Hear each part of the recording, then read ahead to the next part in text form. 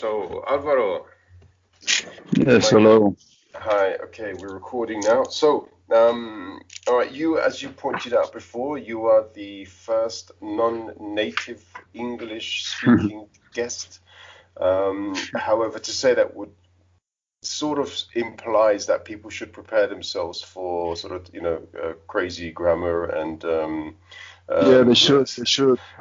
But absolutely not, because your English is phenomenal in many ways. But Same. you're a bit of a linguistic genius, aren't you? Because you are That's you how you. That's how your Italian is too.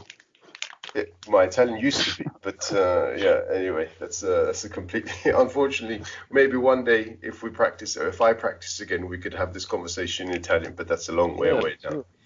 Yeah. But yeah, okay. So yeah, you have a unique combination, don't you, with regards to your family? Well, yeah. I can tell you about my background. If you ask, like this, I'm half Spanish, half German. My mother is Spanish. Actually, I was even born in Spain, but I was raised here in Germany, in a town called Trier, a small town in the west. Just a Mm. couple of thousand yeah, inhabitants. And I moved here 10 years ago, and I'm happy to live in Berlin now. And yes, uh, what can I tell you more regarding my background? Yeah, as you know, I studied law here, and that was a bit, mm, yeah, about uh, the background of what were going to talk about, Corona and stuff. So I don't know. Mm. You No, no, can. don't worry. Let's do it this way then. So, okay, Spanish and German. So, I mean, don't you? Because that's quite an interesting mix, yeah. Because you've got the sort of Southern European, that sort of hot-blooded, passionate element in Spain, and then you've got the more sort of calculated and reserved element from the north, the more, sort of northern, more or less, German side. So, I mean, Maybe, yeah. yeah, but I mean, but you're very relaxed as an individual. So is it possible to say that you've got this sort of Spanish looks but the German personality? Would you say German is relaxed? I did the Germans that I know in comparison to the Italians that I know, I would say much more relaxed than the southern Yeah. states. Well, I think there doesn't have to be a contradiction between being relaxed and being passionate about things. Mm, And I would say if you want to generalize in a good way, let's say about the south of Europe, I would say there's more passion in certain things. Of course, there was some conversation, but yeah, I guess I'm a mixture. I'm a mixture between both mm, sides. The degree of how you belong to two cultures and are a mixture is something I think that you learn only with time. It's nothing you will, as least I can speak for me, nothing you will feel immediately. It's something you appreciate also when you grow up, let's say. And yeah, I think both sides have something really, really good. The German side and the Spanish side, and I try to pick on the good sides if I can say so. But I don't know if I'm relaxed. I don't know. One can only, one doesn't ever really know how he seems, how he's perceived by others. mm. Yeah, You're well, I mean, relaxed. You are definitely relaxed. I have my moments.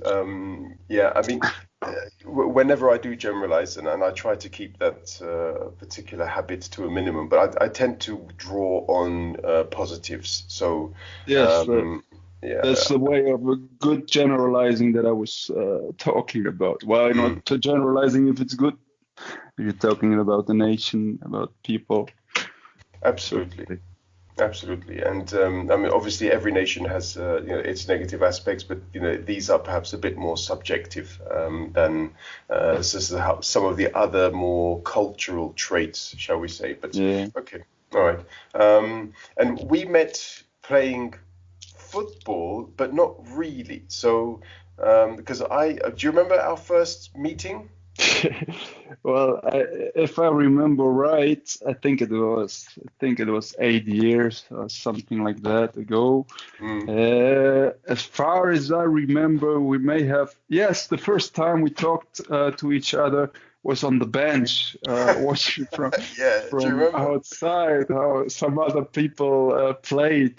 So we were probably not regarded as good enough to be playing in that amateur league from the beginning. No, I'm joking, but I remember, and I even remember what we talked about. Yeah, that was So, it was just to set the picture, as it were, to set the scene for people listening to this. So I think it was one of my first league games for the club, FF Friedenau, and so I was warming the bench, and we only had 12 players, including somebody who may have been a goalkeeper in some past life.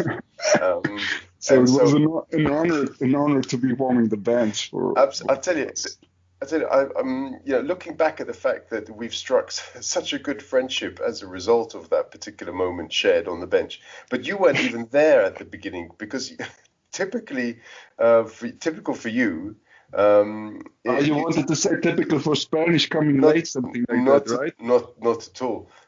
Typical for you, you turned up about, what was it, 20 minutes Yeah, after kickoff? not at all. You wanted to relate to this. Yeah, sure. The Spanish prejudice. You wanted to talk about good prejudices, huh?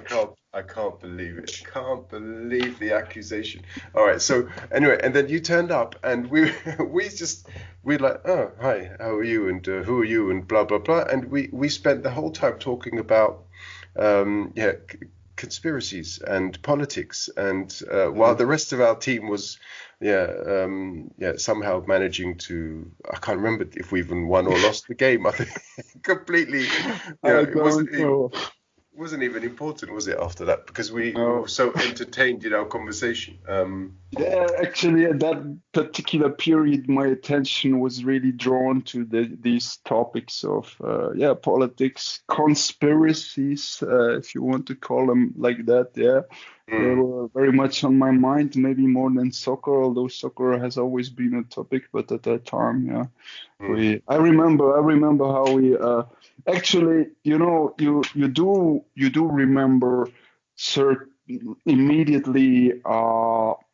Let's say the first conversation with the person, the first impression you got from a person, and I felt immediately that we connected in that regard with regards to let's say a certain interest in these topics, maybe openness for some yeah also particular ways of regarding the past and so on. So that was remarkable mm. to see, because it's not something you would actually. Yeah, you were talking about prejudices, about cultural traits, mentalities. At least that, and it's not something you will find often when you encounter a new person here in Germany. Mm. Uh, uh, that you start talking about these particular topics immediately in this way. You know what I Yeah. Well, yeah, absolutely. As you and I were the only two people on the bench, and Okay, straight away, I think we started talking about these really deep subjects, and the yeah, half time we came and we went. were talking about conspiracies, maybe because we thought there was a conspiracy that led to us two foreigners being on the bench and all the Germans playing or something like that. And that is a funny statement because you are half German, so Yes, you're yes. considering yourself a foreigner. That in itself is entertaining. But I seem That's to remember. because my name is foreign. That's why I'm foreigner here. You know. Okay, I see. Okay, but I mean, at halftime, when the coach came and okay, coach, player, coach, whatever, team organizer, was having his conversation. I think we were like continuing ours, and he was like, guys, do you want to get involved or what? So it was quite. Ah, yeah. You have a really good memory. I must say that. That's Some really events. remarkable. Yeah. Some events, yeah. But still, okay, all right. But anyway, you mentioned law earlier, and if I remember correctly, you were also quite involved around 2015, 2016 in assisting refugees. Is that correct to say? Yes, that's correct to say. Yeah, you could say that. I mean, that I started the conversation mentioning law. I want to clarify it was not that I did identify myself with that, but I just didn't know how to start the conversation, how to introduce myself.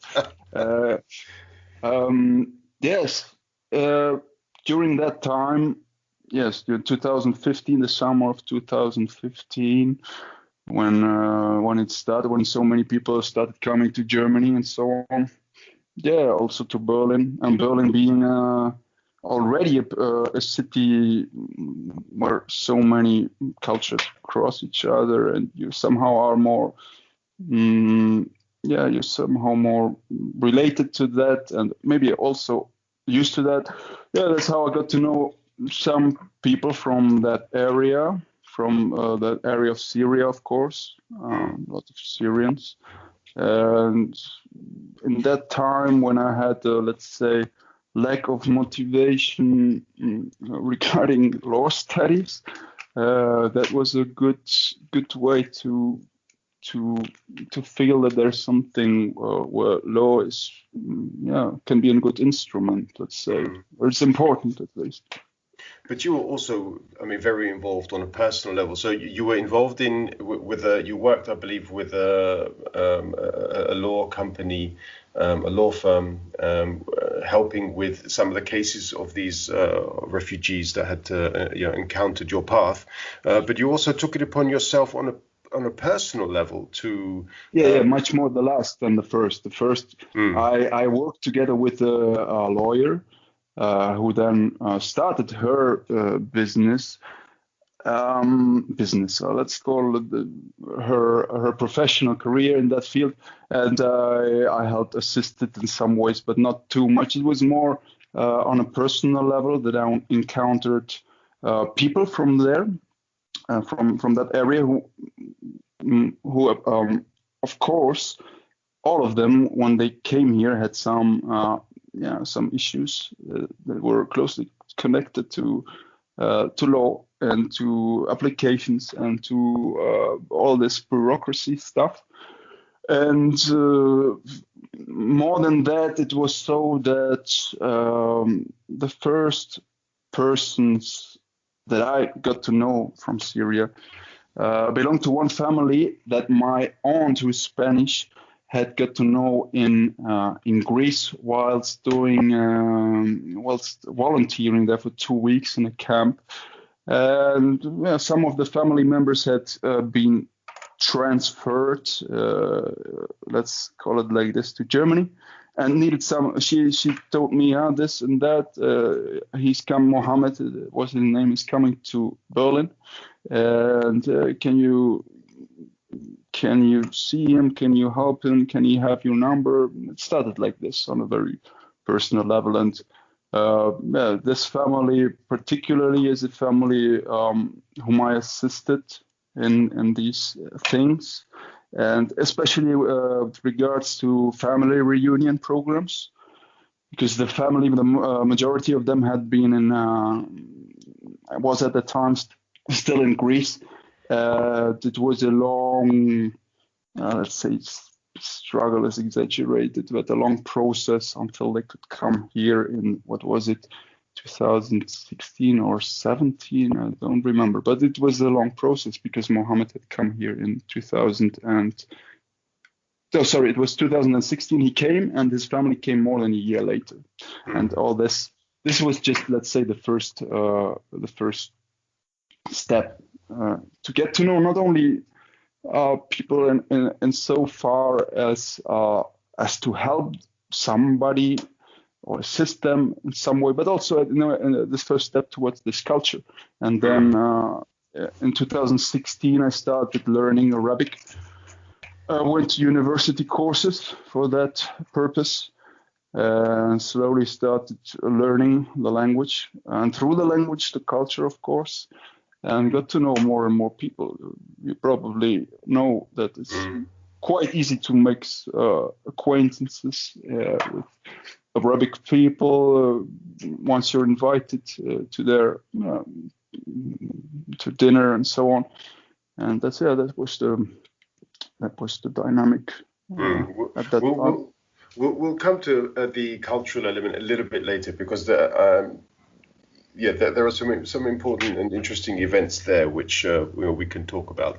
But it does interest me, this particular interest that you had in assisting the refugees that had come over from the war in Syria, and it's because it's still a very political issue, the issue of refugees, the issue of managing the integration, or failing to manage the integration, as perhaps seems to be the case in many countries, unfortunately, including Germany in some instances.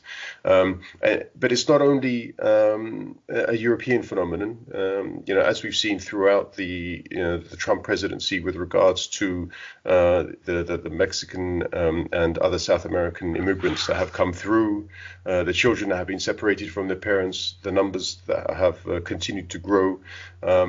There are any number of sort of flare-up zones around the world where you do have this problem of how to handle immigration, and you took it to your heart on a personal level. You wanted to do your bit. Why was it? Where does that feeling come from? So your auntie is involved as well, but where was your personal interest in this issue? Well, I guess I should say that I didn't take on this subject as a, let's say, I approached it just because it came along. It was something, as I told you, my aunt contacted me and suggested that I might help this particular family. And out of this interest, out of this personal connection, it started. So it was not as if I thought, okay, the refugee crisis, we're having a wave, as they called it, of people coming here. Now I have to get involved. I have to do my stuff, and so on. This naturally developed. So it was just. You could have said no. You could have said no, but you didn't. You accepted the challenge and you jumped into it. Yeah. So I know your character is also to sort of reduce, as it were, the level of your participation in these things. But that wasn't the case. You accepted the challenge, and you thrived in the relationships that you created. Yes, but you may. You may imagine, maybe from because you know me, that the structures of organizations and so on were not something that particularly drew me. So I didn't get involved, or only got involved in a bit. And let's say Amnesty International is an address in that regard. I didn't that wasn't my approach in the beginning. It was a personal approach, and the other things came later. So I saw the use and the importance of organizations also, and for that matter, in this immigration issues and in helping people. Only after knowing from personal experience that there was this need, that there are persons who have who need this help once they come here, and how important it is for society, for us as individuals, as far as we can, and as far as our interest also goes, to get involved in that. So step by step, I took it on, also on a and that part also with the goal of working maybe professionally in that field, and start using law, if you want, as an instrument, also to help these people I knew. But it was mainly, as I repeat this, because it was mainly from this personal experience, and I helped.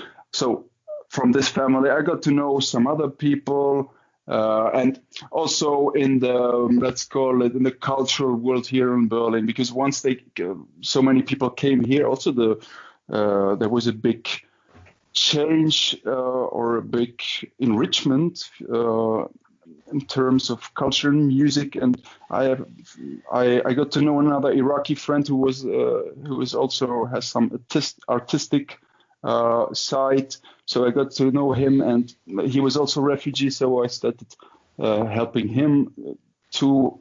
But it was not helping, was not the main focus, or it just came out of the friendship that I developed. Yeah. But you therefore have naturally led us to this other experience that you have had quite often, and I presume you continue to have, but I shared with you on that one occasion when I visited you at your home, and in the old days when we could get together and so on. And there were any number of cultures represented there. So other than me, there was an Armenian girl who, what instrument did she play, or was she a singer? I think she just watched. I'm not sure. Yeah, you're referring to that. Yeah, I don't know, but there were a couple of people from different backgrounds. I remember. There was, I think, there was. You have a better memory than me. But there was, I believe, was it a Serbian? There was a Kurd, I believe, who had just that day arrived back from Turkey. Do you remember? And he'd had lots of problems coming back. That's the one that I was referring to as Iraqi, because he's a Kurd from Iraq. Exactly. Okay. All right. Yes. All right. So there was an Italian, the Armenian girl, and I can't remember if there was somebody else who also turned up. But then you also had this. There was a French girl there as well, and almost everybody had an instrument. I say almost because yours truly was excluded from the musical presentations. But it was almost like a sort of a fusion contest, or not a contest, a fusion session, because they just all played their music and sort of tried to fit it into the other instruments, and there was some sort of vocal harmonizations going on as well. It was phenomenal. You're exaggerating, but yeah. I mean, yeah, everybody contributed in some way with some cultural element of theirs to the music that we're making at that time. Yes. These are friends from Serbia. I had a Korean flatmate. It was always, my mother used to joke and say, you have the United Nations in your apartment. There's always been step by step here during the last 10 years in Berlin. I've got to know a lot of people from different backgrounds and different countries and different cultures, including you. You're also Armenian. Indeed. Armenian, British, German, European. Strange mixture. I tried to, wherever possible, I applied the strangeness that is me. Okay, all right. So, so we haven't actually met in over a year, I believe. So the last time I saw you was at this event at your home. Yes, since then we haven't managed to meet. Obviously, the current situation has also contributed to that fact. But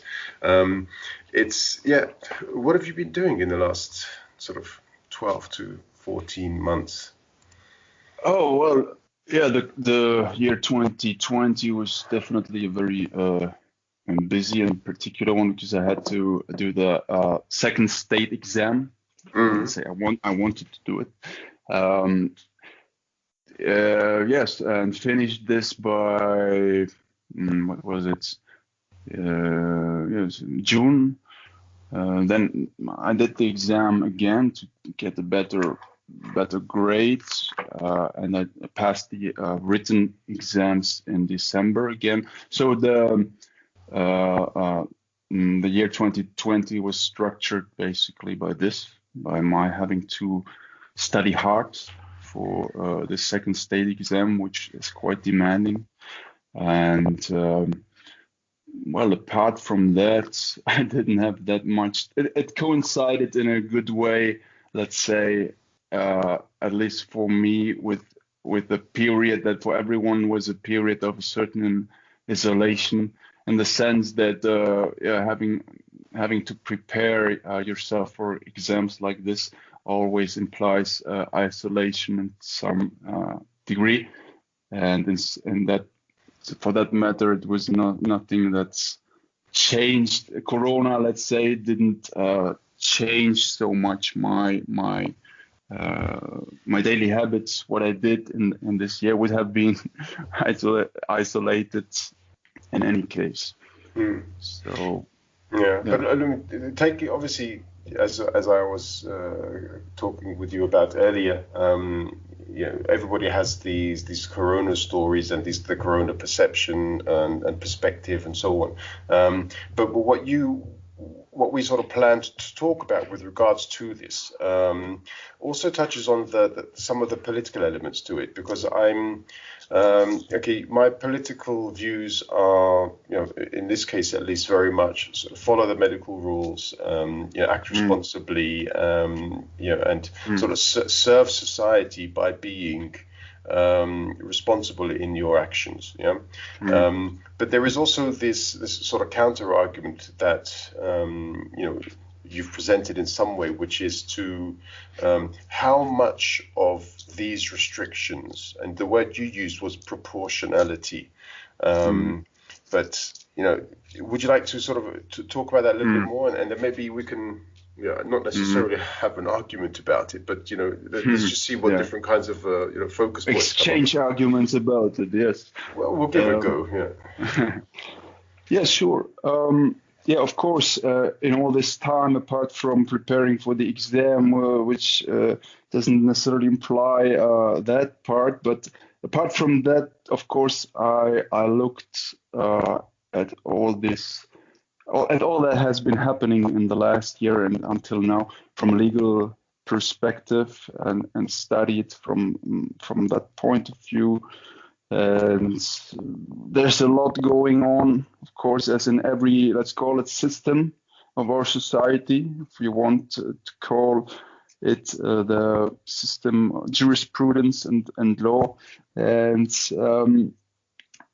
yeah, there has been a lot happening with regard to how restrictions are implemented, how the state regards it as necessary to implement a certain degree of restrictions through legal instruments, of course. I'm not sure if I will find in our conversation now the right legal terms in English, because I'm not so familiar with that. But maybe you can help me with that.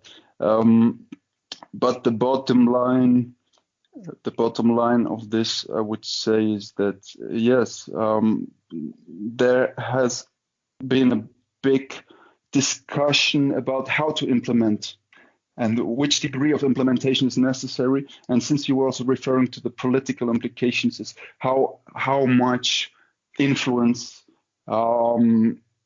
parliaments should have, particularly in all this, and how much is left or transferred, how much authority is transferred to the executive, and how much control can be exercised by the parliament, and so on. So Yeah, we can jump into that maybe by something that is very actual, how you say, Current. very current, because actually today new new measures, Hmm. let's call it, have been agreed upon. I haven't follow, looked into this deeply, what this has been decided upon today, but the bottom line is always that there are these reunions between Merkel and the government, the federal government, and the prime ministers of the regions, and on the basis of let's call it coordination, they coordinate which measures should be implemented and try. This is the goal, at least, and especially of the federal government, to harmonize all the rules in all of Germany. Um, and yes, because yes, maybe to give an idea, it's good to be aware that these restrictions and whatever rules are implemented in the field of in German it's called the law of prevention of dangers, to Mm. translate it in a literal way. This is a regional competence, meaning that basically the regions could decide not to decide or not to follow the suggestions of the federal government and implement their own way. So this is on the basis of a political agreement, what they've done today in the probably only virtual reunion. Mm. And they say, okay, let's this and this is the situation. We have been advised by a list of scientists at best who represent certain views and different views, also not the same. And actually, yesterday I read an article which particular scientists are the main actors now in this recommendations to the, in first place, federal state, which then in these reunions that take place every now and then, and this particular one today has been was scheduled to happen on the January 25th, was done today because they regarded it as necessary that we should implement more rules and so on. And yes, the bottom line being that yes, this is a political agreement that is now transferred and will be transferred now into legally binding rules. We were talking about this, the danger, or when discussing what we could talk about today, or the danger or the risk or the probability of a curfew, as the hardest of measures possible to think being implemented. So as it seems, they haven't done this, and as you talked about, you mentioned the word proportionality, which I personally would have regarded as trespassing the line, going much too far in my view, from the perspective of how change in behavior, the change in behavior that is needed now to tackle the dangers implied with Corona, should be implemented by the state. And this is a very, of course, it's a very complex and difficult situation. But I personally would have thought about curfew as being way too far into restricting liberties. One has to keep in mind that in one or the other region, for instance, in Baden-Württemberg, I don't know the English word for that, you have a curfew starting at 8 in the evening right now in the whole region. So I don't know what your stand is on this, for instance, on curfew. I would, in this case and in all cases concerning pandemics and medical emergencies, concede the short-term decision-making to the medical specialists, the experts, scientists. And obviously there are sort of political elements involved as well. And I imagine the reason why a nationwide curfew was not agreed upon was because it simply would not be easily executable, because you would simply have a federal state then take the federal government to the constitutional court to say this is against the constitution. You have no right to, to force our citizens to stay at home. Yeah, and so therefore it just simply would not have been feasible to introduce this nationwide. I think this is the pragmatic approach that Mrs. Merkel has had to consider in her decision making. I think she would genuinely have preferred to go for a very hard lockdown in October for maybe a month, with curfews and with sort of measured trips outdoors, thereby killing as much as was possible the spread of the pandemic at the time. But politically, she couldn't do it. And my concern is, how many lives can we now lay at the feet of political and economic consideration? Well, I would start by saying, well, there are two or more different ways of seeing this, and especially now, since you mentioned it, of analyzing why it could have been that Merkel and the others did not decide for a nationwide lockdown. There could be political, maybe the main reason why they saw this as not feasible, as you say, is that it could not be implemented. Maybe they would have seen it as a proportion measure in the face of the risk. But I would start by discussing this point: is it proportional? Is it proportional? Because apart from this tactical, this more tactical reasoning by the state, can we do it or not? The question should also be, should we do it or not? And this should we do it or not should not be left just to politicians, because okay, we can give a certain trust, and we should also have a certain trust in them being assessed in the right way by the specialists, by the medical, by the scientists that have probably a better overview than general population. But we should also think in first place of what are our individual approach, starting from us as individuals and our social network, let's call it like this, should be. What is the change in behavior we should implement ourselves in order to tackle this, and not only watching how authority sees it, not giving it, not trusting it blindly.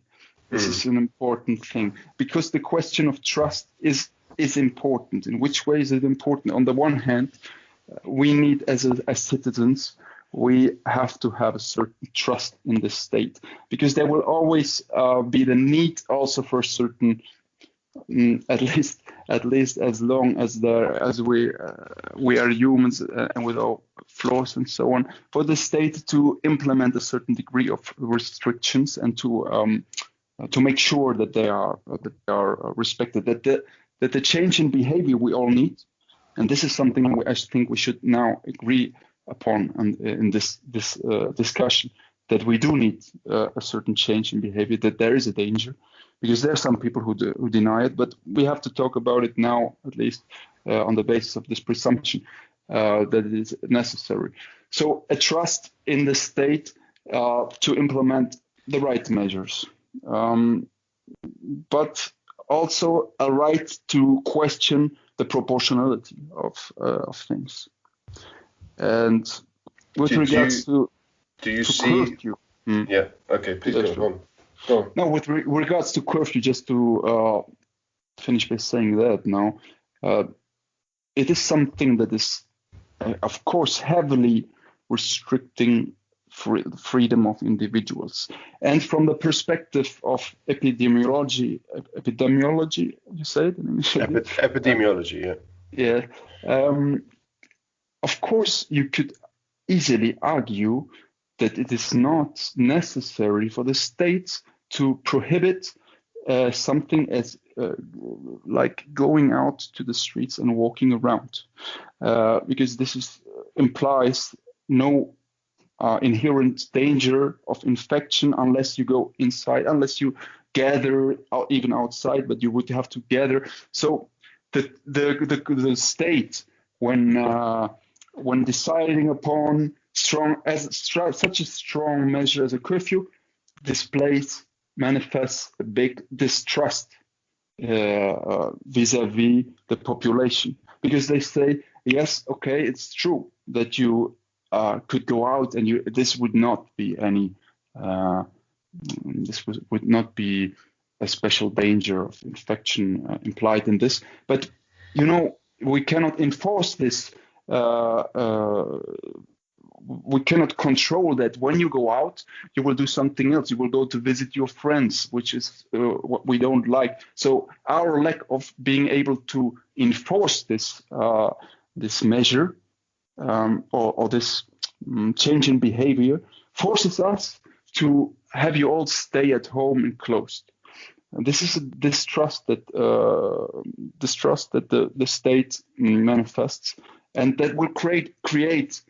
And this is the biggest danger that I see with unproportional measures, can create and will create a certain degree of distrust on the side of the population vis-a-vis the state. So you will have some degree of, on the one side, the state thinks I cannot trust my own citizens. I have to enforce stronger, harder rules, and so on. And the population, the individuals who are a bit critical with the state, as many are, and Germany is not. Just this general population is not widely known for their being specifically or especially critic. There are many groups, of course, and you hear them a lot in the media and so on.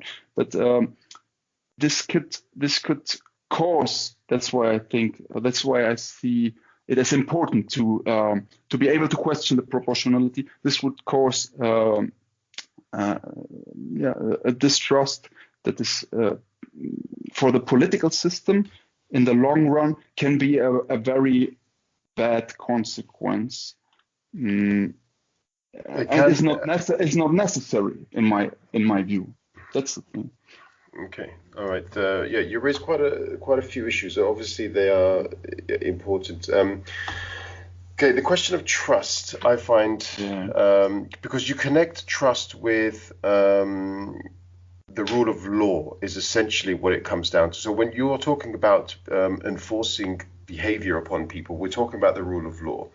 And if it was really possible for governments to completely trust all of their citizens, there would be no need for legal constitutions nor frameworks. There'd be no need for police. There'd be no need for lawyers. There'd be no need for courts, nor any of these instruments of government. Yes, in the radical way of seeing it. Yes, yeah. I love being called radical. Fantastic. Okay, all right. On the other hand, you also mentioned the fact that is it the role of the state? And sometimes I believe people only see the situation through their own eyes. And it is not my job nor your job, for example, to consider the situation of my neighbors or the other members of my community. It is my job to see the situation through the eyes of my family or my unit or my flatmate and so on. However, the role of government is, in my opinion, to take into consideration, in Germany's case, the 80 million perspectives of all of those people, and to lay down whichever rules that the government, based upon the advice of experts, sees fit to navigate its people through the current crisis in the best way possible, and if possible, as speedily as possible. And I believe if Mrs. Merkel, being the person that she is, being the scientist that she is, being the patient, analytical, academic person that she is, I believe she reached the conclusion quite early on in this crisis that there's only one way to manage it. But she didn't have a free hand, and she had to relinquish control to other members of the government, other members of her party, because they were demanding that such stringent measures were not followed. But I think sometimes it is also the role of the state to take complete control and to look after people. But when I say take complete control, I do not mean through military means, and I do not mean by means of restricting movement completely.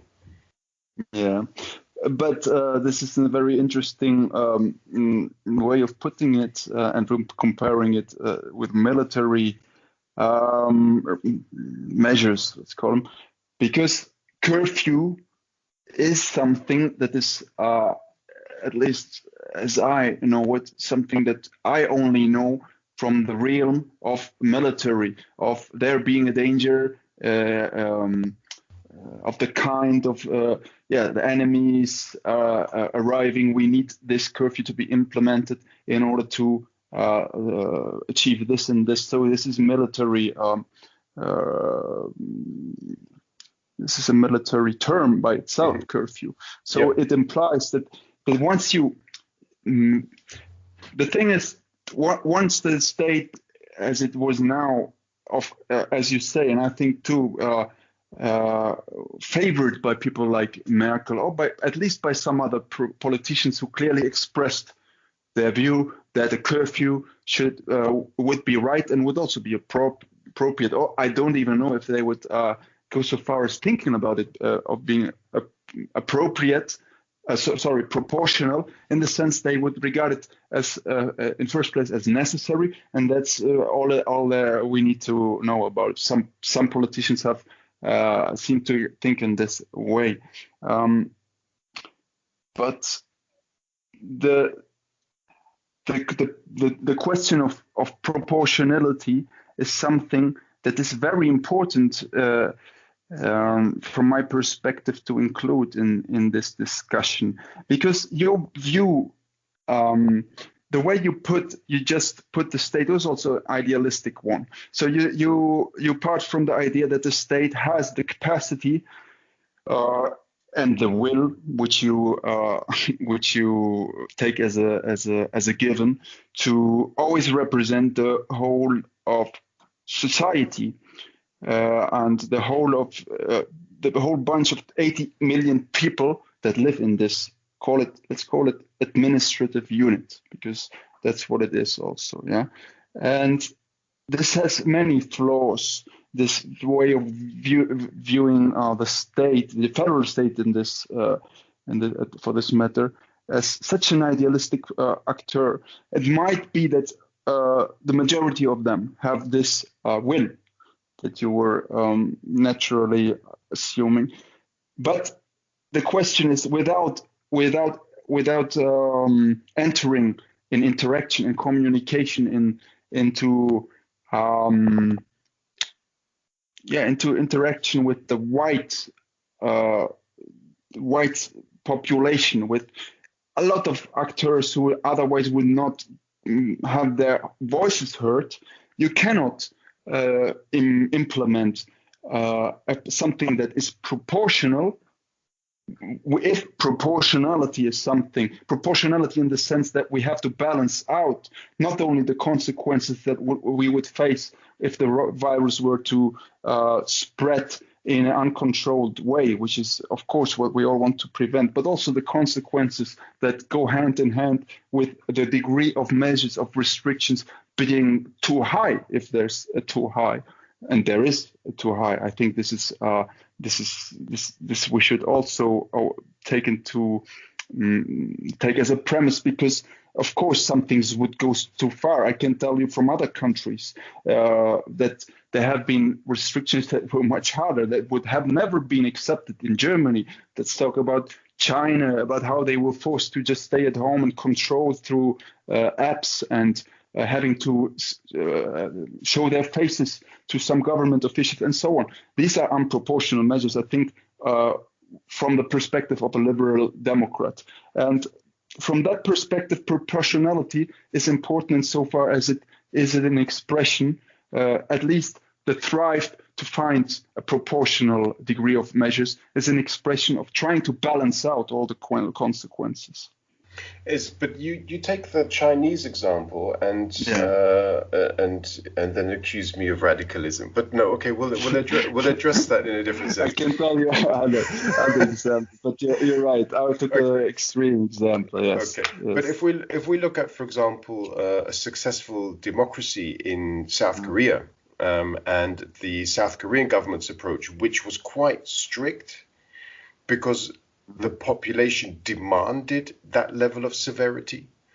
And many of us in Europe, for example, would never have been able to accept that readily. And I stress the word readily.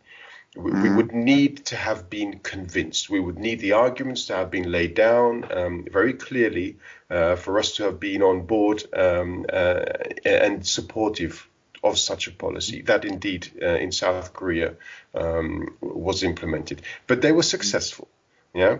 And the one thing that I would stress, I completely accept a lot of the things that you say. It's very difficult to introduce a blanket policy to cover so many different areas and different interests and different people. Of course, yeah, it's not a simple policy or situation in which you can. Especially, let me just put this in between. Especially as bigger as the what I call administrative unit gets. I say administrative unit because it is a complex system of regulation and political agreements then transferred into regulations. So I call it administrative unit. And the bigger this one gets, the harder it will become for the state in the idealistic sense as you defined it. And as I'm ready to believe most of state officials and persons involved would like to act, but it becomes more and more difficult to find what is proportional, because what is proportional has to take into account so many different consequences of the measures, and we can just making things easy without trying not to put in too many radical examples. Let's talk about what are the consequences for persons who lose their jobs, or persons who are locked down and have psychological issues, for that matter. Do you know there are so many multiple consequences that maybe the state you should think about. I think the very reunion that took place today, okay, this and virtually, so all in front of a computer. Is the setting even appropriate or capable of taking into account all this? Of course, the process leading up to this reunion, which was to coordinate. When you say reunion, people should understand meeting. Yeah, not everybody. Yes, reunion means something slightly different in English. Yes, it's a physical encounter. That you should always correct me if I'm using the wrong English words. Exactly, this is what I mean. The meeting. So leading up to the meeting, of course, there have been voices have been able to articulate different ways, different realms of society.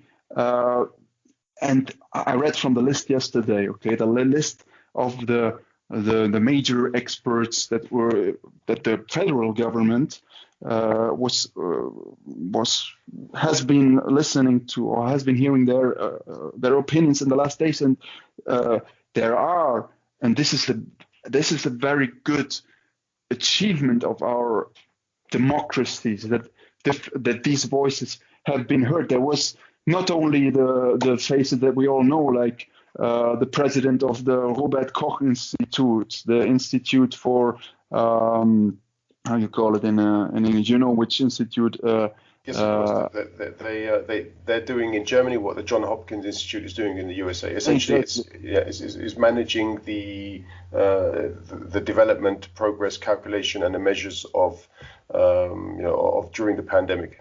Exactly, and let's call it the main scientific authority, and with rightly so also a voice to be heard in first place. But not only they were heard, also one thing that what I found interesting and good was that a professor of psychology was heard, who is responsible now in the face of on all this period of Corona for assessing, let's say, how the population reacts, is ready to accept measures. So she has a good view of, and she, I'm quite sure Merkel and the others in what you when you introduced this described as let's say tactical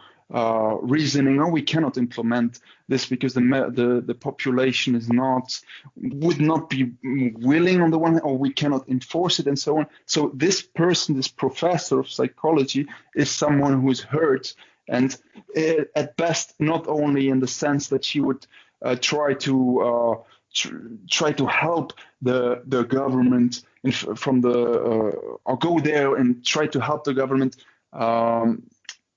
with the goal of being able to give an opinion as to what is the hardest level of measure of degree of the restrictions that we can implement without there being a uproar in the population, without being totally rejected by the population. But that and I think people like this also do it in our democracy. And don't get me wrong, I think it's this process is as it has been done is quite ahead of many other systems, definitely. China, definitely, or other not so radical examples, and that she was ready also to concede a certain to have in her view also the perspective of psychological consequences, negative consequences that, for instance, a curfew would have, for instance, other measures should have, as well as an expert for economics and an expert for for all these experts that are being heard. They put in their view, but what I'm saying, this is the bottom line of what I'm saying. It is still a lack of perspectives involved. Why? Because you have such a big administrative unit as 80 million. And what I question, and this is a radical point of view for sure, is that it is necessary as a given, as something that will always be so and so on, that we do need a certain level of implementation and enforcement by the state, as if it was a natural given. I described this leading up to our conversation today with some examples which I see of behavior of people that I see in my personal life, where I would say, okay, you're respecting what the state is demanding as a minimum, but don't you think that this and this behavior, like going to the markets here. I have a market right next to the house. 2 days ago, I saw too many people, in my view, gathered with all their masks and so on. But as if they would naturally have to orient their behavior on the line of what the state imposes, instead of thinking what is the responsible thing to do right now. What is the change in behavior I should be trying to implement? I think this is an important point that you're making, because it also earlier on in this this little segment where you talked about you sort of responded to what I said quite early on. You made a point which I wanted to come back upon, but of course it's correct that we don't talk over one another. But we each have an individual responsibility to contribute, and the question that you raised there is, I believe, the exact reason why the state has felt it necessary at this point to intervene. So Yes. we've had almost a year of coronavirus restrictions in Europe. During that time, if the regional governments, the individual federal states, the individual people were capable of dealing with the situation successfully without having allowing for the spread of this disease, then they would not have had to intervene at all. The fact that we have reached this stage, the fact that the central government, the federal government, is or has made these decisions and has extended the lockdown further, would suggest to me that they felt there was no other way of doing it. I hope definitely that this is the way they see it, that they regard it as necessary. Yes. And I should also point out that what you're saying is correct. There are many voices that remain unheard, but it's not only the economic issue, and it's, for some reason the economic drum has been banged very loudly and frequently. The psychological element that you allude to, however, only has some quiet voices, and people tend they haven't really spoken too vociferously about this, and that there are studies which indicate that the psychological effect on not only people but individuals, children essentially, women, especially when they are in perhaps abusive domestic situations, these are the real victims of this lockdown. And if everyone is a victim or potential victim of the pandemic, these others are the abused women, the children, those suffering from psychological issues, those who by some natural phenomenon or accident already suffer from a lack of maneuverability or capacity to move.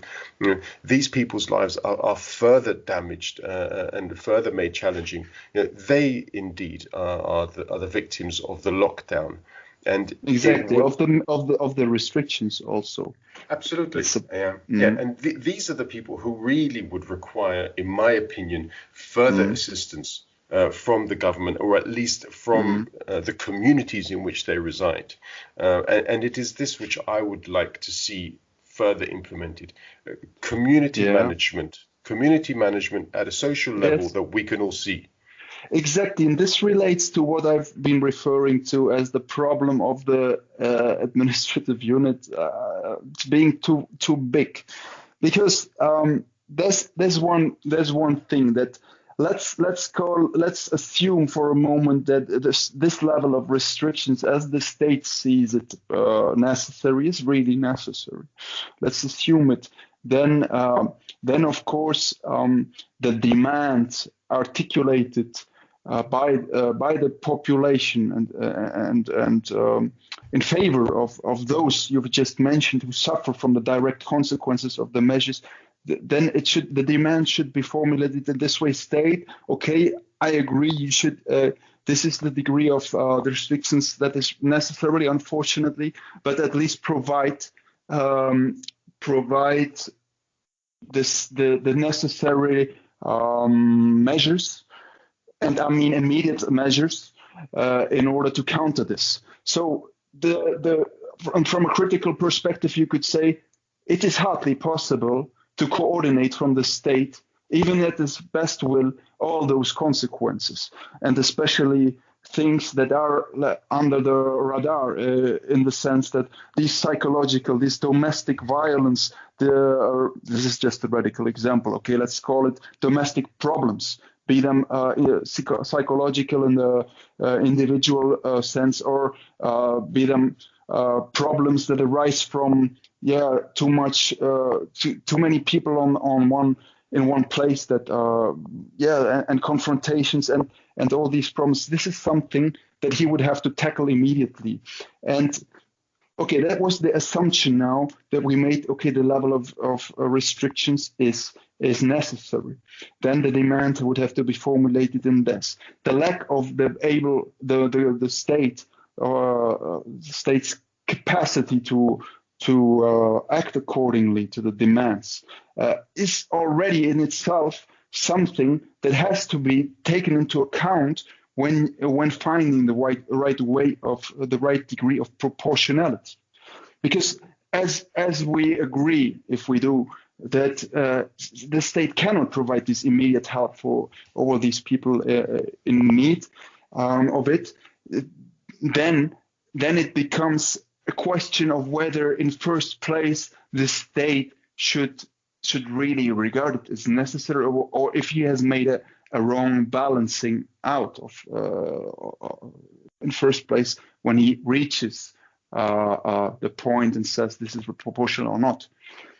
And there's one other point to this, that in the period leading up to the decision on what is proportional, and in this dynamic of a pandemic, we have to discuss it, of course, on a weekly, if not daily, basis, what is necessary right now, and we should also try to differentiate a bit from region to region, right? In terms of the virus spreading faster here and less fast here, and in the period leading up to this decision, which I repeat is coordinated at least in order to harmonize it for the whole country. In that period, all these voices, all this what should be taken into account when thinking about proportionality of measures, cannot be heard. Not because, and it is not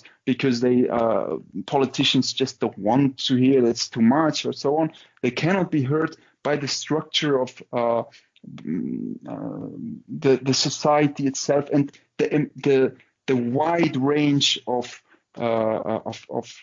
persons that the state is trying to make a responsible decision for.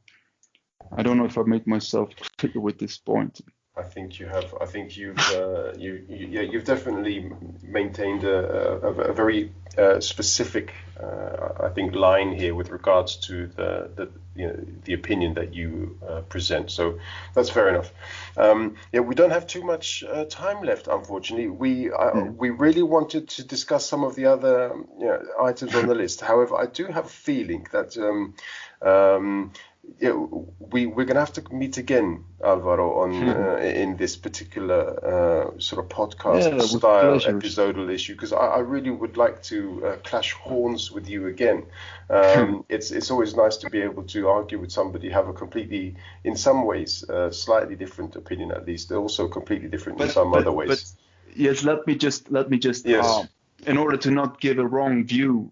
Because I've expressed the critical view now, and I've emphasized this, but I've also tried to make clear that I do regard our system and the way decisions are made as quite ahead of many others. And China is only one example, one blatant example. We could mention so many, and I do not generally criticize in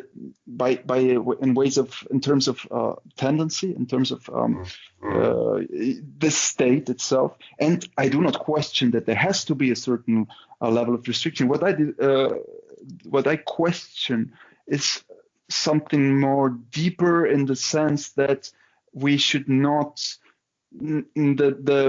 every individual should be able to articulate their criticism and try and it should always have it should be held in mind that that a state of this size will naturally not be able to, and this is what in fact, and we didn't even reach what I really wanted to say, okay, because my criticism in this, without going further, that's why we need a second conversation, would remain not constructive. But I do think this may be just an outlook, if you want, for further conversation. I do think that it is possible among human beings, among societies and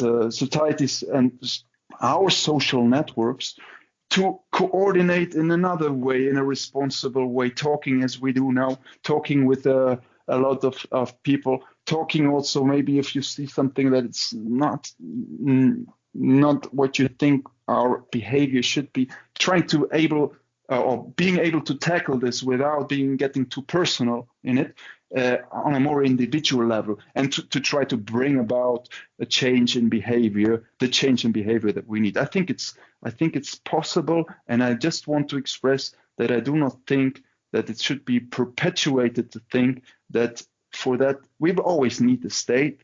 I think we should try to coordinate and communicate better, and that's why, and I'll finish by saying this. I like this format of this podcast you started, because it's a way of discussing these things in an in-depth matter. If we try at least. Because we have no exposed role, we have no responsibility, and I think this and many other of these examples should be taken further. Mm-hmm.